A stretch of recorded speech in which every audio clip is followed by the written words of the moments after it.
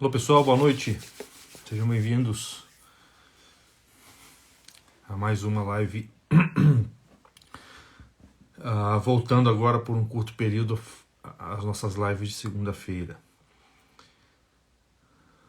Seja bem-vinda Bruna, Fernanda, Vera, Marlon, Roger, Professor Varela.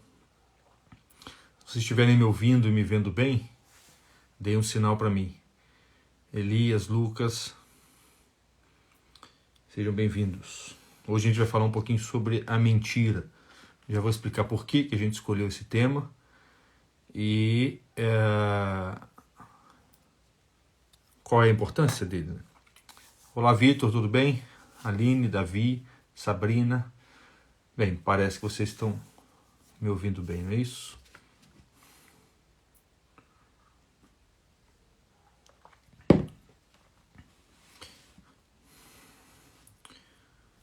Obrigado, Varela.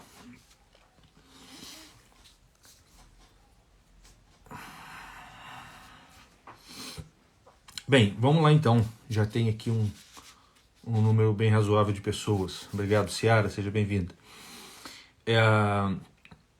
Por que a gente resolveu falar desse tema? Olha só, com uma certa frequência as pessoas mandam algumas perguntas aqui nas caixinhas. No geral a gente tenta fazer com que o tema das lives se sigam a algumas dúvidas que as pessoas apresentam aqui.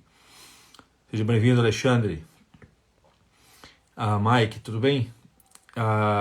E algumas pessoas, eventualmente, até com uma certa frequência, perguntam para a gente na caixinha por que a vida espiritual delas parece travar em determinado momento, de modo que elas não conseguem avançar. No geral, são pessoas que vamos dizer assim, que tem ali aquela retidão básica que se espera de uma pessoa que está na busca do conhecimento, do autoconhecimento, na via espiritual. Então são pessoas que seguem os mandamentos, que frequentam os sacramentos, se confessam, etc., fazem as suas orações. E na medida em que você segue, pelo menos essa dimensão mais explícita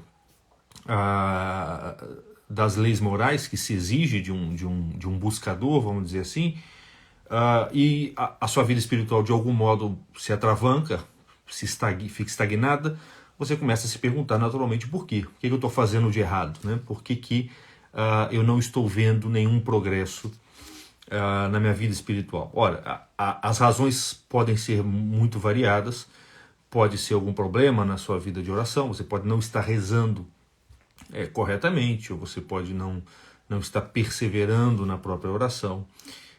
Podem ser problemas psicológicos de várias naturezas, vícios como a vaidade, como o orgulho. São elementos um pouco mais difíceis de serem percebidos na nossa vida. Tá? Os nossos pecados da carne, por exemplo, eles são muito evidentes. E é muito comum que a gente, tendo vencido esses pecados, a gente ache que não há mais nada a ser vencido. Tá? Até em relação aos pecados mortais, você conseguiu vencer os pecados ditos mortais, e isso pode te levar a crer que não há nada mais que você possa fazer e que a sua vida deveria, então, a sua vida espiritual deveria caminhar e progredir como que naturalmente ou espontaneamente.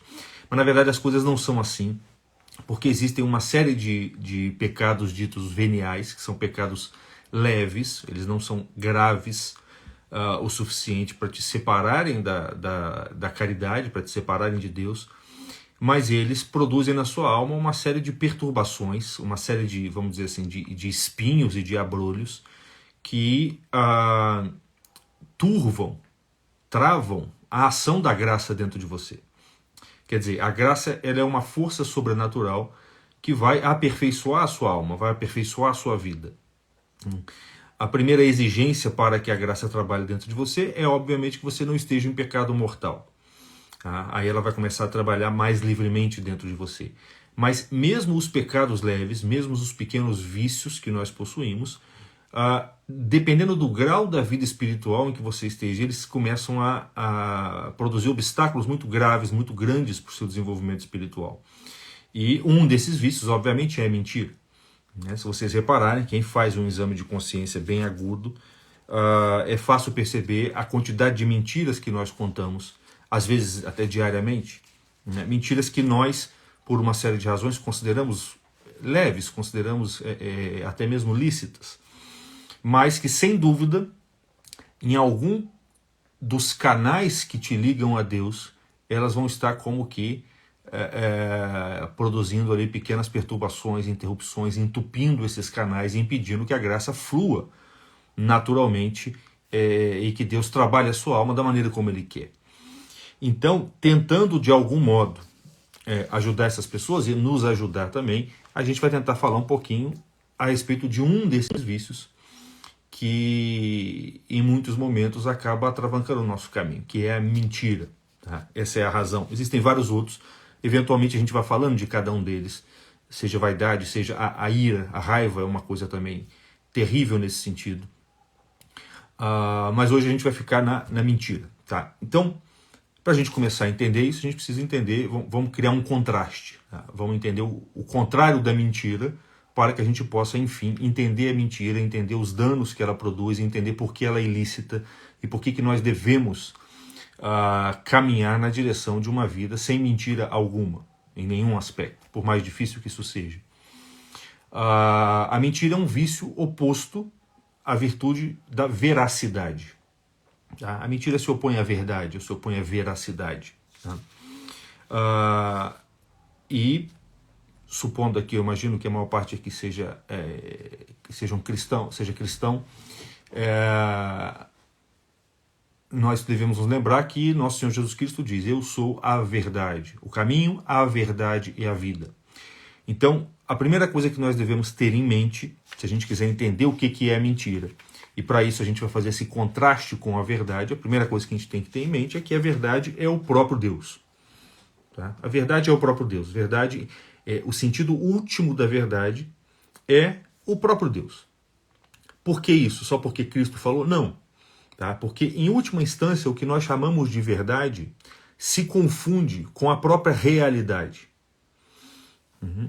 E isso já começa a manifestar para a gente como que é sério essa coisa de você dizer a verdade ou se comportar de acordo com a verdade. Né? A verdade, em última instância, é a própria realidade, ela é o próprio ser. Tá? E nesse sentido, pelos dados da revelação, nós sabemos que Deus é uma pessoa, na verdade uma trindade de pessoas, e que nosso Senhor Jesus Cristo, ao dizer que Ele é a verdade, Ele está evocando justamente esse estatuto ontológico pelo qual Deus, que é o Criador de tudo, que é o fundamento de tudo, que é a única coisa que existe, é, portanto, a verdade última.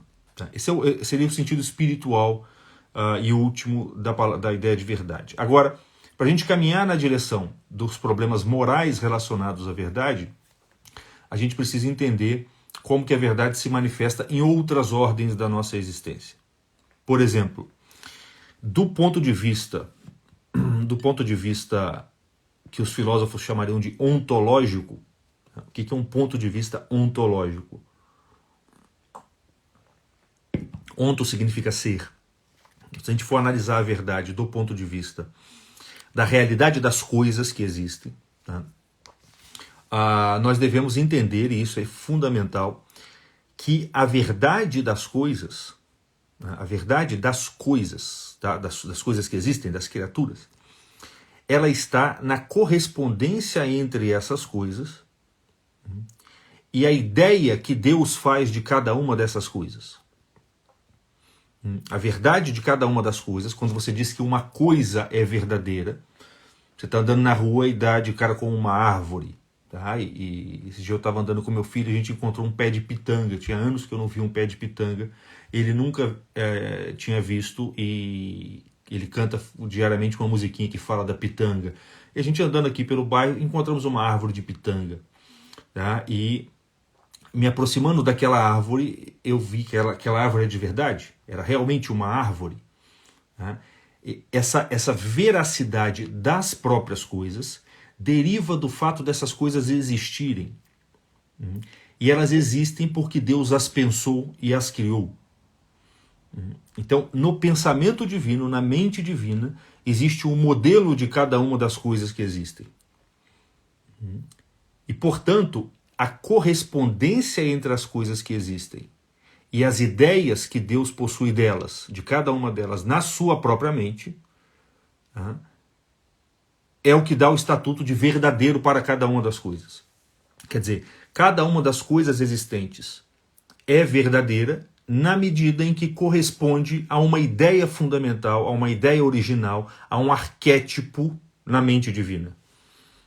Quer dizer, todas as pitangueiras que existem no mundo são pitangueiras, quer dizer, são verdadeiras pitangueiras, porque correspondem à ideia originária que Deus possui na sua mente do que é uma pitanga, aquele modelo que ele usou para construir as pitangas, para fazer as pitangas, para criar as pitangas.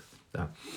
Então, o primeiro sentido da palavra verdade é esse sentido ontológico ou real.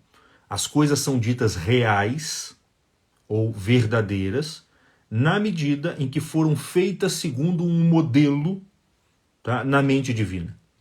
Deus sendo o próprio ser, tá, ele dota, ele empresta, ele faz com que as coisas participem do seu ser, da existência, tá, a partir dessa ideia que ele produz, produzindo essas coisas a partir dessa ideia. Tá? Esse é o primeiro sentido. E talvez ele fique mais claro quando a gente fale do segundo sentido. E o segundo sentido da palavra da verdade é o sentido cognitivo ou intelectual da palavra verdade, ou da verdade. Qual que é esse sentido intelectual da verdade? É o que a gente comumente usa. Por exemplo, ao ver uma árvore de pitanga, eu pensei, é uma árvore de pitanga? É uma pitangueira? Então, eu gerei uma ideia na minha mente que correspondia àquela árvore. A essa correspondência entre uma ideia mental, entre um pensamento que eu tive, a correspondência entre o meu entendimento e a coisa, é o que dá esse segundo estatuto de veracidade. Não mais para a coisa, mas agora para a minha ideia. A minha ideia é verdadeira. Quer dizer, a árvore de pitanga é verdadeira, é realmente uma árvore de pitanga, porque corresponde a uma ideia na mente divina que a criou. A minha ideia de pitangueira, a ideia que eu fiz da árvore de pitanga, quer dizer, no começo eu não tinha certeza se era uma árvore de pitanga, mas eu olhei as flores, as folhas, eu cheirei e eu encontrei uma pitanga e eu pude afirmar, é uma pitangueira. Tá? Essa correspondência entre a minha ideia e o objeto físico, a árvore, tá, também possui um estatuto de verdade. Esse é o segundo sentido da palavra verdade. É a correspondência entre uma ideia e a coisa. Então olha que coisa interessante. As coisas correspondem a ideias na mente divina, tá, e podem corresponder ou não a ideias na minha mente. Quer dizer, não existe mentira na realidade.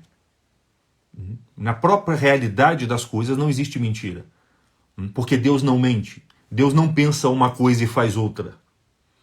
Ele pensa uma coisa e faz aquela coisa. Então, tudo que existe é verdadeiro pelo simples fato de existir. Porque existe em função desse vínculo, dessa participação, dessa correspondência com uma ideia na mente de Deus. Agora, essa coisa criada por Deus, né, ela pode corresponder ou não a uma ideia na minha mente. Ela pode corresponder ou não a uma ideia da minha mente.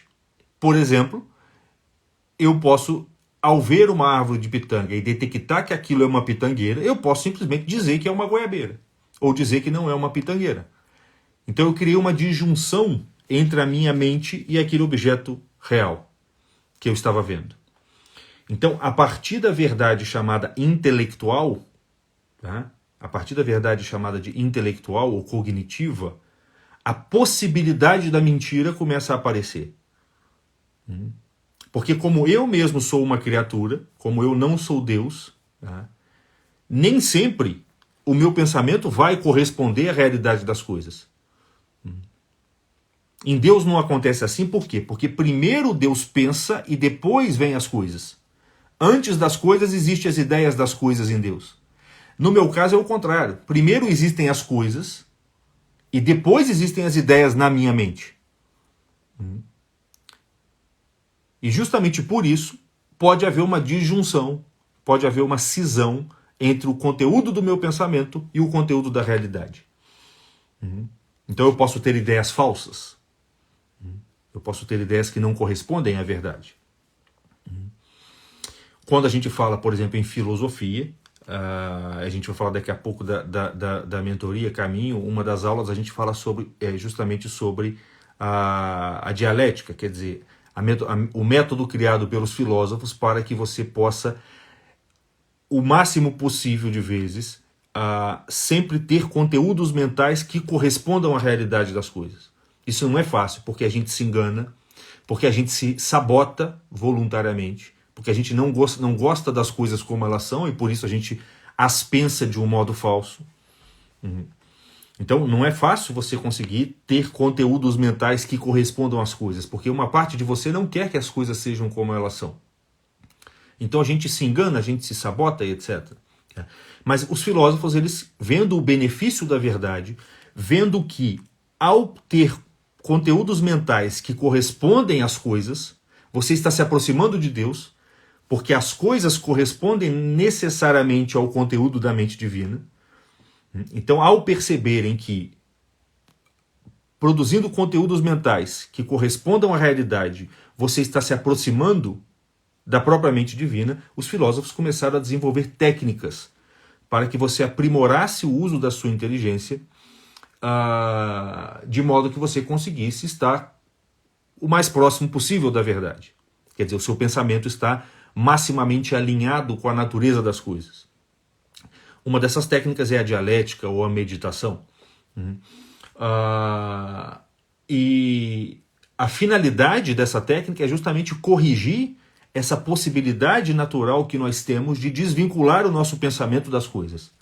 Quer dizer, evitar o engano, evitar a falsidade, evitar o que nós chamaríamos hoje de ideologia, que é um exemplo de conteúdos mentais que não correspondem à realidade. Tá? Então essa é a segunda categoria de verdade, o segundo sentido da palavra verdade. Tá? O primeiro, como nós dissemos, é a própria realidade das coisas, que no fundo é a correspondência das coisas com a ideia originária de cada uma delas da mente divina. O segundo sentido da palavra verdade é o sentido intelectual ou cognitivo. É quando o meu pensamento corresponde à realidade das coisas criadas por Deus. A partir desse segundo sentido, a mentira aparece. Tá? Porque como eu não sou Deus, eu sendo uma criatura, eu posso, por uma série de razões, vaidade, conveniência, orgulho, ignorância, desvincular o meu pensamento das coisas. E com isso eu tenho conteúdos mentais que não correspondem mais às coisas. Hoje, a gente tem uma série de ideologias, de pensamentos que são baseados justamente em mentiras cognitivas. Tá? Se você lê, por exemplo, um filósofo como, um filósofo como Freud, você começa a ler lá o Freud e tem um monte de coisa que se você analisar, você vai falar, isso aqui que ele está dizendo é correto, é verdadeiro, porque corresponde ao modo como as coisas são. Mas tem uma série de coisas que se você ler e comparar com a realidade, você vai dizer, aqui tem algum engano, ou alguma falsificação voluntária. Nem sempre você consegue saber se o filósofo fez aquilo de propósito ou não. Tá? Mas a possibilidade da mentira, a possibilidade do erro, da falsidade, tá? Já aparece nesse segundo tipo de verdade, que é a verdade cognitiva. Mas agora a gente caminha para a terceira concepção, a terceira, vamos dizer assim, o terceiro modo da verdade se manifestar no mundo. Tá?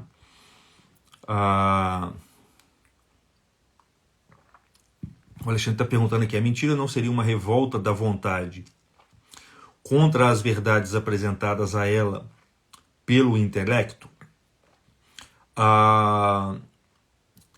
Isso pode acontecer. Se o seu intelecto está te apresentando um conteúdo verdadeiro, quer dizer, se o seu conteúdo mental corresponde de fato ao conteúdo das coisas, ao conteúdo objetivo, externo, tá? Você está, do ponto de vista cognitivo, você está do lado da verdade, você está com a razão. Agora, tendo entendido essa verdade, se de algum modo ela se opõe a você e você não tem força moral para escolher a verdade ao invés dos seus caprichos, ao invés das suas conveniências, tá? Aí sim, a vontade ela vai começar a querer negar essa verdade. Como ela não pode negá-la cognitivamente, porque você já entendeu como as coisas são, você vai ter que negá-la verbalmente. E aí a gente entra nessa terceira concepção da verdade, nessa terceira modalidade da verdade. E essa terceira modalidade é a verdade no sentido moral. E o que é a verdade no sentido moral? É a correspondência entre o que eu falo, entre a locução verbal que eu emito, quer dizer, entre a minha fala, entre as minhas palavras, e o conteúdo mental que eu captei. Então veja só a caminhada que nós fizemos. Você tem o conteúdo mental de Deus e a realidade. Depois você tem a realidade e o conteúdo mental humano. Depois você tem o conteúdo mental humano e a palavra humana. Percebe? Como existe aqui uma linha, uma continuidade. E essa continuidade, a partir de um certo momento, ela pode começar a ser rompida. E na medida em que ela é rompida, o seu elo com Deus se perde. Quer dizer, Deus concebe as coisas e cria as coisas, e por isso as coisas são verdadeiras e reais. Entre essas coisas existe um ser humano que pode pensar, que pode entender o que as coisas são. Então, diante das coisas, você capta o que as coisas são. E essas coisas passam a ser refletidas no conteúdo, na sua mente, produzindo conteúdos mentais, pensamentos, ideias. Essas ideias podem corresponder às coisas ou não. Tá? Vai depender do esforço que você faz, vai depender das circunstâncias, vai depender de uma série de coisas. Depois, vamos supor que você tem ali, entendeu o que as coisas são. Então o seu conteúdo mental até agora está ligado, tá? Ele está adequado às coisas, assim como as coisas são adequadas a Deus. Mas a partir agora do seu conteúdo mental, por mais adequado que ele seja, você, enquanto ser humano, pode expressar esse conteúdo para poder comunicá-lo ao outro. E na medida em que você pode expressar esse conteúdo mental verdadeiro para comunicar ao outro, a possibilidade de uma segunda disjunção, de uma segunda rachadura, de uma segunda perturbação aparece, que é a perturbação, ou melhor, a disjunção entre a palavra e o conteúdo mental que você tem. Então, ainda que você não tenha se enganado no conteúdo da sua mente, você pode voluntariamente enganar pela expressão da palavra que você vai usar, quer dizer, pela expressão verbal que você vai aplicar, que você vai utilizar para poder expressar esse conteúdo mental que você tem. É aí que a verdade e a mentira, consequentemente, se tornam um problema propriamente moral. Tá? Um problema moral. Até então não tinha problema moral. Tá? No caso ali do pensamento, já pode aparecer algum tipo de problema moral, mas ele fica mais evidente mesmo no momento em que o que está em jogo não é mais a conveniência entre as coisas e a mente divina, nem a conveniência entre as suas ideias e as coisas, mas a conveniência entre as suas palavras e as suas ideias. Esse é o ponto, ó. Nós temos aqui 3 dualidades, ó. Deus e as coisas e a sua mente e as suas palavras. E é nessa última dualidade, entre o conteúdo da sua mente e as suas palavras, tá, que reside o problema moral da mentira. É aqui que aqueles abrolhos, aqueles espinhos, quer dizer, aqueles pequenos vícios podem começar a se injetar dentro da nossa alma, produzir uma série de fissuras que vão, de algum modo, atravancar a nossa vida espiritual sem que a gente se dê conta. Sem que a gente se dê conta. Porque o que está acontecendo, no fundo, é que esse vínculo, lembra o que eu falei no início, Jesus Cristo diz, eu sou a verdade. Quer dizer, a verdade, em última instância, é Deus. E Deus, ele vai reverberando nas coisas. Ele vai se encadeando através das ordens de realidade. E o que a gente está vendo aqui é esse encadeamento. Deus pensa nas coisas e produz as coisas, e por isso as coisas são verdadeiras e reais, na medida em que correspondem ao pensamento divino. Das coisas, você pode receber das coisas as suas imagens. Quer dizer, as coisas podem se refletir na sua mente e produzir imagens, ideias. Tá? Então agora, aquela presença de Deus que entrou no mundo pelas coisas, agora pode entrar no seu pensamento através das ideias. E ela entra na medida em que as suas ideias correspondem à natureza das coisas. Se você, nesse momento, criou uma disjunção, você já perdeu Deus. Pelo menos sob esse aspecto. Quer dizer, se as suas ideias já não correspondem mais à natureza das coisas, você já se desvinculou de Deus. E ainda tem um segundo processo, uma segunda reverberação, ou, perdão, uma terceira reverberação, que é aquela pela qual o conteúdo do seu pensamento, ainda que ele seja verdadeiro, ele deve reverberar nas suas palavras, para que você possa comunicar Deus ao outro. No fundo, quando a gente fala a verdade, a gente está comunicando Deus ao outro. Porque dizer a verdade é dizer um conteúdo mental que corresponde à natureza das coisas, que por sua vez corresponde à mente divina. Então é Deus mesmo que está sendo transmitido através dessas camadas e dessas ordens da realidade, quando nós falamos a verdade. Então a gente precisa ficar atento, porque não é simplesmente um caso de mentir porque a igreja proíbe ou porque Deus falou que não pode mentir. Não é exatamente uma questão de descumprir uma lei de tipo positiva. Não é uma questão de não mentir porque mentir é errado. É mais profundo do que isso. É uma questão de romper um elo natural entre Deus e você, e mais ainda, um elo natural entre Deus e o outro através de você. Porque a função da palavra é comunicar ao outro um conteúdo mental que você possui. Se você rompe esse elo, e se você cria o hábito de romper esse elo com frequência, é claro que essa graça que está reverberando, que está querendo reverberar até as pessoas através de você, ela vai ser interrompida, ela vai começar a ser travada, a ser cortada, e a sua vida espiritual vai até avançar, vai avançar até um determinado limite, mas a partir desse limite ela não vai conseguir avançar mais. É como é como naquelas provas olímpicas, onde o sujeito tem aquela corrida de bastão, né? Começa um com bastão, corre, entrega para o outro, que corre, entrega para o outro, que corre, entrega para o outro. É isso que está acontecendo. Deus avança e entrega as coisas. As coisas, elas se entregam para o seu pensamento, e o seu pensamento deve se entregar para as palavras, para que as palavras entreguem o conteúdo do seu pensamento aos outros homens, e para que os outros homens, a partir desses conteúdos, retornem até as coisas, e retornando até as coisas, retornem novamente até Deus. Percebem que tem um ciclo aí que se fecha? Se você cumpre esse ciclo, pelo menos no campo da verdade, da comunicação humana, da intelecção das coisas, você está cumprindo o preceito da piedade, da religião. Você está sendo uma pessoa religiosa. Porque Deus veio até o mundo, Deus veio até você, e você conduziu Deus até o outro, e esse outro, através das suas palavras, voltou até Deus. Chegou até Deus. Não sei se eu estou conseguindo ser claro nisso. Qualquer coisa vocês perguntem aqui.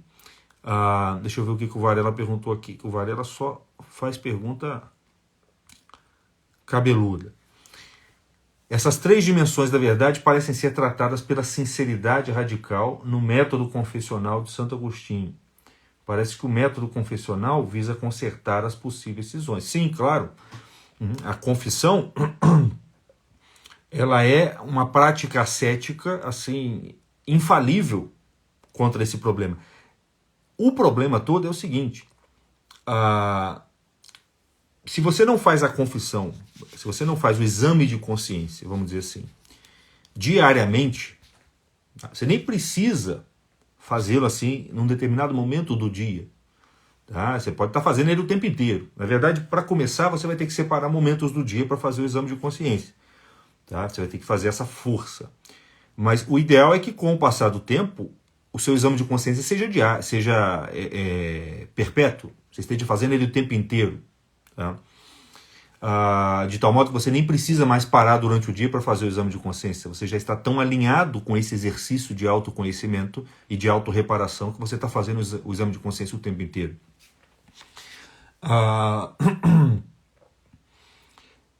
Então, se você pratica esse exame de consciência de modo constante, tá? De modo constante, todas essas fissuras, todas essas pequenas mentiras que nós contamos, quer dizer, todos os pontos em que nós rompemos essa cadeia que vai de Deus até os homens, passando por nós, eles vão começar a se manifestar.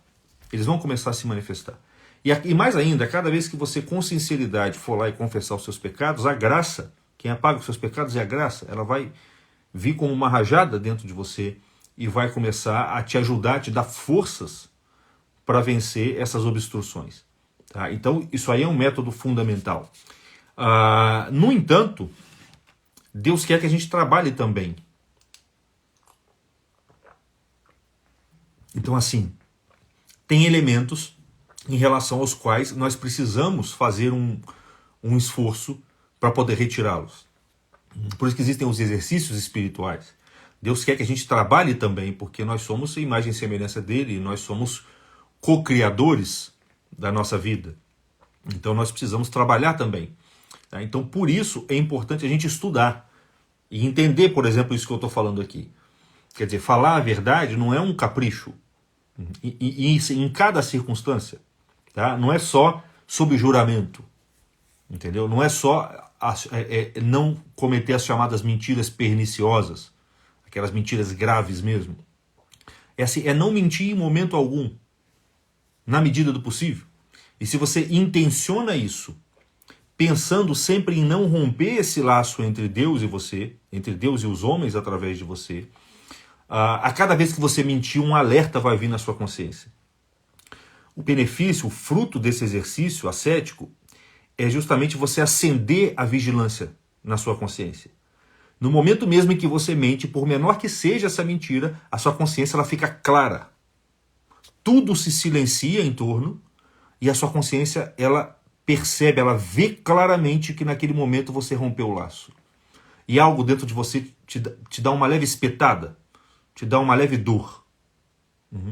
Você fala assim, aqui eu menti, rompi esse laço.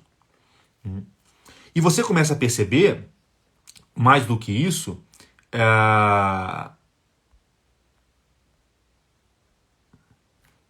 e mais do que isso, quando você rompe esse laço, você está dividindo o seu próprio eu. Você está duplicando o seu coração, como dizia o próprio Santo Agostinho. Quer dizer, você está... Reparem, quando você mente, o que está acontecendo? O seu conteúdo mental é um e as suas palavras são outras. Então, num certo sentido, você que é um só, o sujeito que você é, que é um só, tá? Ele se dividiu nas suas operações. Ele não pode se dividir realmente, porque você é uma pessoa só. Mas nas suas operações, ele pode se dividir. E se dividindo nas suas operações, ele vai criando fissuras. Ele vai se rachando. O seu eu, a sua personalidade vai ficando, como é que se diz? Ela vai ficando, deve ter uma palavra para isso, mas eu não sei, ela vai ficando em cacos. Sabe quando um jarro começa a se rachar? Ele ainda é mas ele começa a ficar cheio de fissuras, vai ficando em pequenos cacos. A sua personalidade ela vai entrando nesse estado. Então você continua sendo um só. Mas como as suas operações estão indo para lados diferentes, você está perdendo a sua unidade interior, você está perdendo a sua integridade, tá? E duplicando o seu coração. Aí você vai ter o problema, que é o problema da negação da simplicidade. A virtude da simplicidade, se vocês conhecem pessoas boas, pessoas piedosas, santas, vocês vão ver que elas são pessoas extremamente simples. A sensação é exatamente essa. A sensação que você tem diante de uma pessoa dessa é o seguinte: tudo passa por ela, a luz passa por ela. A sensação que nós temos diante do mentiroso é assim: a luz chega até ela, mas lá dentro tem uma fábrica, tem um mecanismo, tem uma burocracia interna que trabalha, perverte, manipula aquela luz antes dela sair. Uma pessoa que tem a virtude da simplicidade não tem isso. A pessoa que tem a virtude da simplicidade, ela é como uma superfície transparente. A luz passa por ela e atravessa ela. E isso é perceptível nas pessoas. A candura delas, a pureza delas, a docilidade com que elas falam, com que elas gesticulam, com que elas se comportam e agem. Isso deriva do quê? Isso deriva do fato de que as operações dela, quer dizer, o conteúdo, nesse caso nosso, o conteúdo mental e as palavras, tá, estão trabalhando juntos. Olha. Ela pensou e o que ela falou tem que estar de acordo com o que ela pensou. Não é que ela vai falar tudo o que ela pensa, porque tem coisas que não devem ser ditas. Você não pode violar um segredo, tem coisas que não diz respeito aos outros, e etc. Tá? Mas quando você fala, tá, você não desvincula a palavra daquilo que você pensa. Você não desvincula a palavra daquilo que você pensa. Quer dizer, você não tem um conteúdo mental e uma palavra que se opõe ou que negue esse conteúdo mental. Você pode até falar uma outra coisa. Eu estou pensando em algo e falo uma outra coisa. Tá? Que não tem nada a ver com isso que eu estou pensando. Estou pensando aqui elefante branco e estou falando do jogo de futebol de ontem. Tá? Não tem problema nenhum. Tá? Agora, o que não pode acontecer é, por exemplo, um exemplo bobo, mas o cara pergunta, você viu o jogo de futebol ontem? E aí a minha mente responde o quê aqui? Eu vi. Aí eu sei que eu vi. Aí eu pego disso, digo, eu não vi. Sei lá por que razão. Mas essa é a disjunção. Essa é a disjunção. E a gente faz isso o tempo inteiro. Por que a gente faz isso o tempo inteiro? Porque, no geral, porque a gente colhe algum bem inferior ao mentir. A gente colhe algum bem inferior ao mentir. Tá? Por exemplo, a gente quer proteger a nossa fama, a gente quer proteger a nossa imagem. Tá? A gente quer, por exemplo, o adolescente que o pai perguntou, você já estudou? Ele fala, já estudei, mas não estudou nada. Ou que quer sair de casa para ir, sei lá, para balada, para algum outro lugar, para usar droga, e fala para o pai que eu vou na casa do meu amigo estudar, mas na verdade vai para outro lugar. O professor que pergunta, você já fez o dever? Ele fala, não fiz. Essas mentiras são chamadas de mentiras oficiosas. O que são mentiras oficiosas ou oficiais? São mentiras justamente que nós contamos com a finalidade de nos privar de algum malefício. Ou, o que dá no mesmo, adquirir algum benefício. Então você fala algo contrário ao que você pensa, porque você não quer ser mal visto, porque você não quer que as pessoas achem ruim o que você fez, ou porque você não quer se dar mal, porque você não quer pagar o que você deve, ou até porque você quer beneficiar alguém. As pessoas perguntam muito, é lícito mentir para salvar a vida de alguém? Tá? Os teólogos, os especialistas em teologia moral vão dizer, não é lícito. Não é lícito você mentir para salvar a vida de alguém. O que é lícito, e nesse caso é até um dever, é você desconversar. É você fazer o que se chama de restrição mental. É você mudar de assunto, é você usar uma expressão ambígua. Mas expressar alguma coisa que contraria a sua mente é romper esse elo entre a sua alma e Deus. E por isso ela é uma ofensa a Deus. A mentira é um pecado, e nesse sentido ela é um pecado venial, por quê? Porque ela não necessariamente ela prejudica o outro. Na maior parte das vezes ela é um pecado venial. Tá? Mas ela rompe o seu laço com Deus. Ela não rompe o seu laço definitivamente. Ela não expulsa a caridade de dentro de você. Tá? Mas justamente por isso ela é um problema para a vida espiritual para aquelas pessoas que já estão um pouquinho avançadas. É ali que ela começa a aparecer mesmo como um obstáculo. Porque assim, você está vinculado a Deus pela caridade, você está em estado de graça, mas por que você não avança? Porque agora a graça quer trabalhar mais, ela precisa penetrar em outros cômodos da sua alma, em outras regiões da sua alma. E essas regiões estão entupidas por esses pecados veniais. Então é sempre, mentir nesse sentido é sempre pecado. Tá? A restrição mental é uma outra coisa, é um rodeio que você faz, é um giro que você dá, que desvia o assunto, que muda a conversa, que desconversa e que diante de uma situação grave, você pode e deve utilizar. Você pode e deve utilizar. Tá? Deixa eu ver mais o que falaram aqui. O Varela ainda colocou, daqui a pouco se inicia sofisticação na linguagem para disfarçar a cisão interna. Uma mentira vai chamando outra mentira, né? Um abismo chama outro abismo. Então, porque se você mentiu a primeira vez e se dividiu, daqui a pouco você vai ter que sustentar essa mentira. Tá? Só que dentro de você tem um eu que testemunha constantemente a verdade. E a verdade tem um poder. Por que ela tem um poder? Porque ela corresponde à natureza das coisas, que por sua vez corresponde aos arquétipos na mente divina. Então tem uma força existencial ali na verdade. E se dentro de você tem algo que testemunha essa verdade e recebe essa força da verdade, você contrariar isso é muito difícil. E por isso, na medida em que você mente e tem que ficar tentando sustentar essa mentira, você começa a tremer. O seu corpo, ele te condena. As suas pernas se enfraquecem. Você fica vermelho, você começa a botar a mão na cabeça. Tem uma série de sinais corpóreos que condenam. Agora, uma coisa importante. A mentira, se a gente fosse dar uma definição de mentira aqui, o que é a mentira? É a locução contrária à mente. Quer dizer, quando você fala algo contrário à sua própria mente. Isso é a definição de mentira. Locução é o gênero dela. É um tipo de locução. O que especifica ela é uma locução que contraria o conteúdo da sua mente. Tá?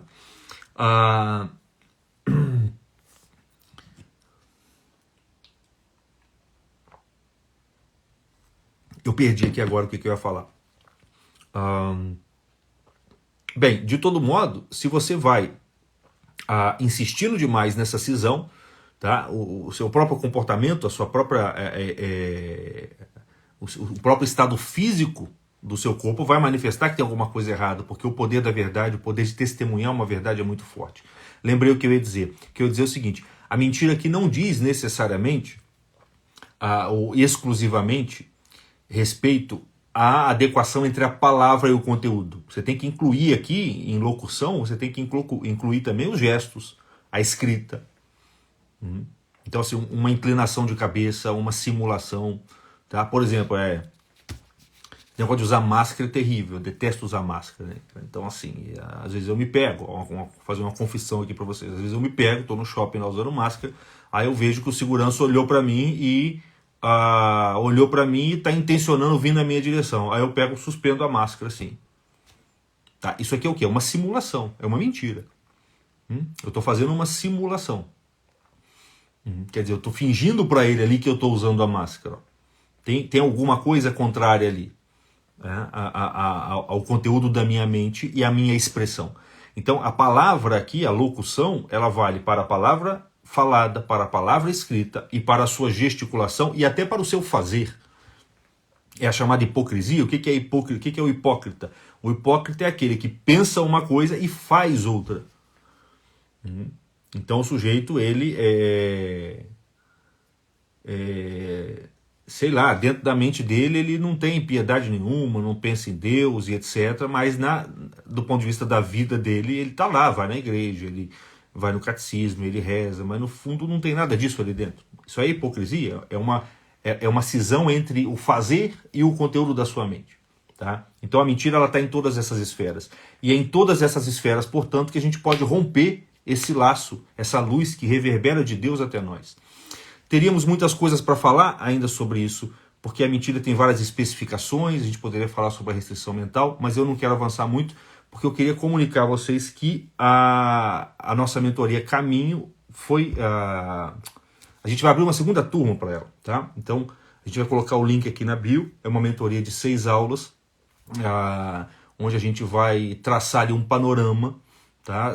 É uma espécie de caminho, uma jornada em 6 etapas para o desenvolvimento da vida interior. A gente começa ali no recolhimento básico e termina lá nos dons do Espírito Santo, passando por uma reforma do imaginário, um processo de aquisição das virtudes, um processo de aprimoramento intelectual, onde essa questão da mentira vai entrar de um modo mais específico, e culminando ali no que a gente chama de a instalação da alma em Deus. Tá? A gente trabalha com 3 instalações: a instalação das paixões na razão, a instalação da razão na realidade e a instalação da alma, do espírito em Deus. E a gente organizou isso em 6 aulas, vão ser aulas ao vivo, com uma turma reduzida de 20 alunos, mais ou menos, onde os alunos vão ter oportunidade de interagir com a gente, de perguntar. Cada aula tem um material de apoio, com mais ou menos 8, 10 páginas, explicando e complementando o conteúdo dado na aula. A mentoria, a primeira turma foi muito bem sucedido, o pessoal gostou bastante. E o pessoal tem pedido no direct para a gente fazer uma segunda turma, então a gente vai fazer agora. Daqui a pouquinho vocês vão poder conferir, já no final dessa live, o link ali na nossa bio e o conteúdo da mentoria aí no feed vai circular daqui a pouquinho, tá bom? Gente, foi uma live curta, mas eu espero que tenha dado para vocês entenderem um pouquinho a importância que é da gente procurar em cada uma das circunstâncias da nossa vida dizer a verdade, porque na verdade é a busca por um alinhamento entre a nossa alma, a nossa existência e o próprio Deus. É isso que a gente não percebe, tá? E perceber isso é fundamental para que a gente consiga destravar esses pontos nos quais a graça não consegue penetrar na nossa vida e que, portanto, nos impedem de avançar no caminho espiritual. Eu acho que eu vou fazer uma segunda live sobre esse tema, para especificar melhor os tipos de mentira, tá? A mentira perniciosa, a mentira oficiosa, a mentira jocosa, as brincadeiras também, onde a gente conta uma mentira para se divertir, dependendo da circunstância, elas também são pecaminosas. E para falar um pouquinho sobre a restrição mental.